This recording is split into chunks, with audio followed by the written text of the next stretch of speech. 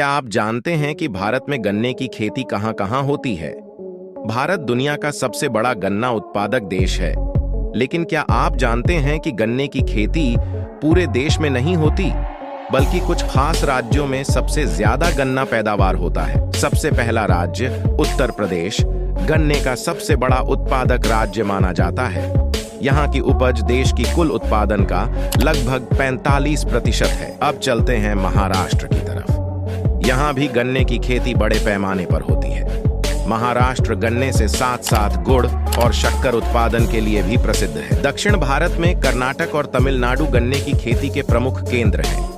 यहाँ की जलवायु और सिंचाई की व्यवस्था गन्ने की अच्छी उपज देती है। पंजाब और हरियाणा जैसे उत्तरी राज्यों में भी गन्ने की खेती की जाती है, लेकिन यहाँ की उपज उतनी बड़ी नहीं है, पर खेती का तरीका आधुनिक है। बिहार, जो कभी गन्ने की खेती के लिए प्रसिद्ध था, अब भी इस क्षेत्र में सक्रिय है। हालांकि उत्पादन अन्य राज्यों के मुकाबले थोड़ा कम है। अगली बार जब आप गन्ने का रस पिएं, तो याद रखें कि यह रस किस किस राज्य की मेहनत का नतीजा है।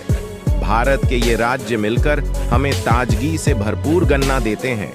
गन्ने की खेती सिर्फ मीठी नहीं, बल्कि देश की आर्थिक रीढ़ भी है।